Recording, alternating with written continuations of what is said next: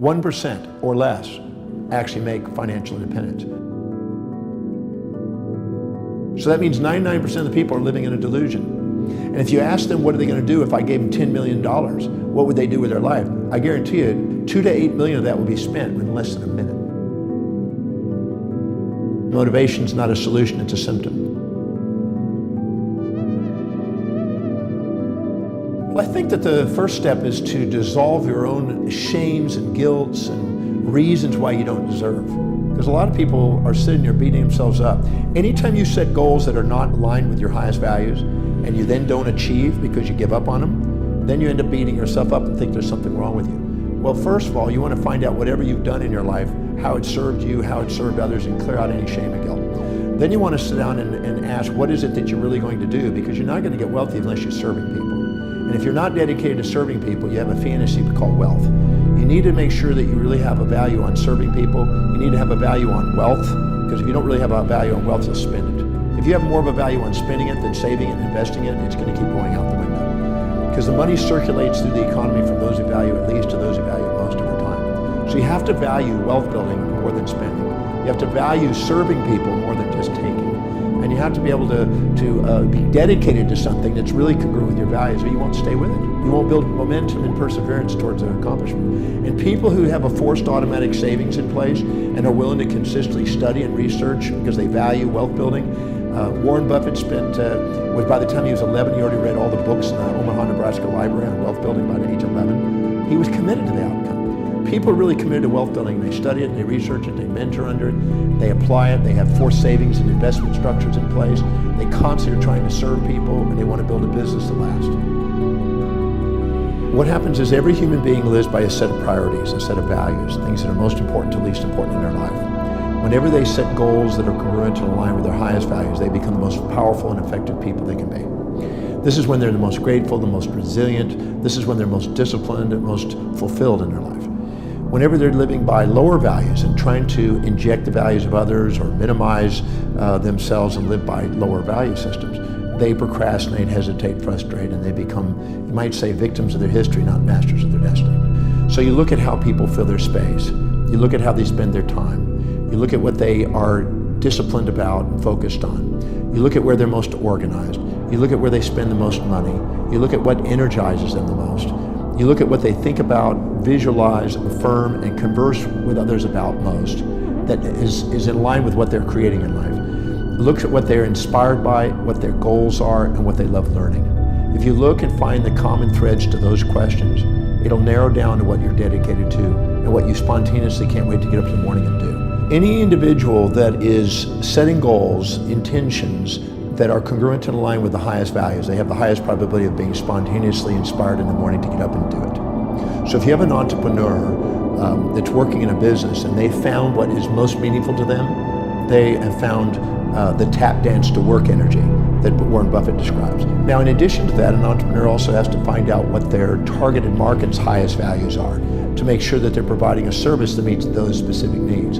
So determining your own values and determining other people's values that you want to serve is an essential component, because you're here to be able to find something that serves other people, but it's also meaningful to you. If you find those two, you've got your niche. Now you've got exactly what you would love to get up in the morning and do, and you get to go and do what exactly people want, and you get to fulfill their life. Because everybody has a set of priorities, a set of values in their life, whenever they're living by their highest value, which the ancient Greeks called the telos, which is the highest priority in their life. The chief aim, as Napoleon Hill called it, or Ed Ellison called it the magnificent obsession, or the big why. That highest value is the most meaningful and most purposeful thing they can do. That is the purpose. When you do, you're most resilient, most adaptable to pain and pleasure. When you go down the list of values to lower values, you're less inspired, less fulfilled by doing them. You procrastinate in doing them. And what happens is you'll only do them if it's pleasurable, and if it's not, you'll give up. So the key is to make sure that everything you do is highest priority, the thing that's most meaningful to you, so you don't give up, you have the resilience, and you embrace pain and pleasure in the pursuit of a great purpose. If you are not living by your highest values, because you're wanting to do it with pleasure only and you want to give up if it's pain, you'll need motivation all the time. The difference between inspiration, which is from within, is people who are inspired from within are living by their highest values. And people that need motivation from without people that haven't found that highest value are living by lower values, and they need constant incentives and motivation and only pleasure to keep them going. So our animal nature needs motivation, but our truest nature, our human nature, the one that activates the telencephalon in the brain, the executive centers of the brain, which allows you to be an executive and a leader in the world, transcends this pain, pleasure, amygdala reaction of the lower animal within us. It allows us to function from an inner core mission that transcends that and allows us to be able to embrace pain, pleasure, support, challenge, ease, difficulties. Any complementary pair of opposites that you face along the way, you turn into on the way. If you're expecting to float across between two buildings, that's unrealistic expectation. Or if you're expecting yourself to do something that's truly not high on your values and not meaningful to you, you'll tend to give up. Or expecting some other human being to do something that doesn't abide by the laws of the universe, or expecting them to live outside their values. Because every human being makes decisions according to what will give them the greatest advantage over disadvantage, the greatest reward over risk to their highest values. So if you expect yourself to do something that's not really meaningful to you, it sounds like a neat whim, but it's not really you, you're going to end up self-defeating and end up with the A, B, C, Ds of negativity. Internal anger and aggression, internal blame and feelings of betrayal, internal criticism and challenge, internal despondency, despair, and depression.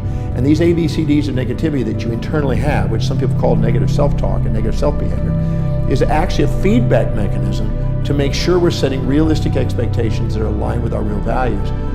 And we know that it's real if we can see it in our mind's eye, we see the strategy, we know the action steps, and it's obtainable.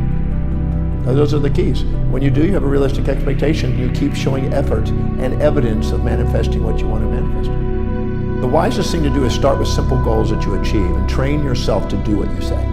If you train yourself to do what you say, your piggy banks become biggie banks. Your little action steps become big dreams.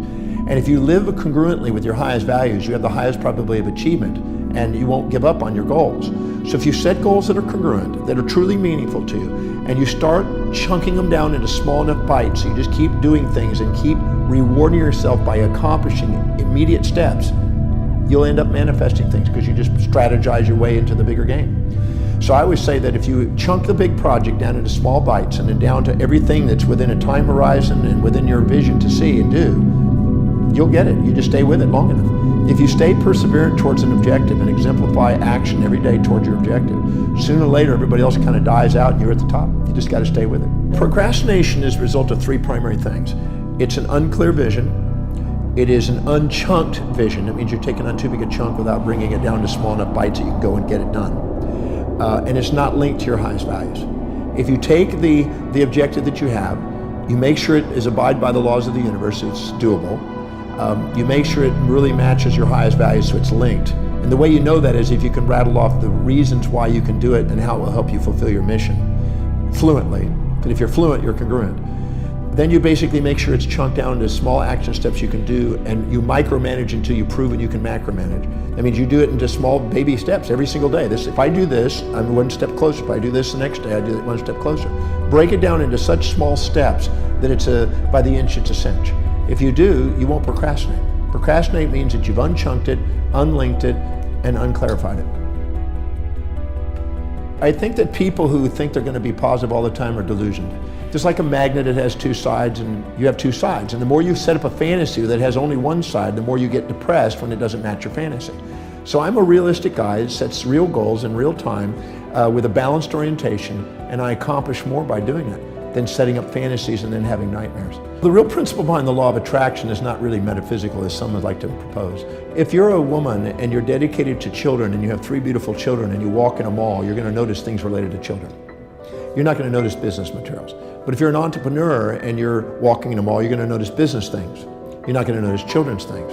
So that means that whatever is most important to you, whatever is highest on your value, whatever your real purpose and most inspiration is, you're going to filter out of your reality. You're going to see opportunities. You're going to make decisions quicker because you got more awareness, and you're going to stick to them with more perseverance in that area, and you're going to see more synchronicities. So a lot of the secret is simply those things that occur spontaneously when you're congruent with your highest values. So if a person will set goals that are congruent and aligned and chunk them down and follow those actions and prioritize it and delegate that, they have amazing synchronicities, and their vision and their affirmations and their things become congruent, and in that congruency they create their reality. So I'm a believer that it's not as much metaphysical as it is axiological. It is based on human value systems.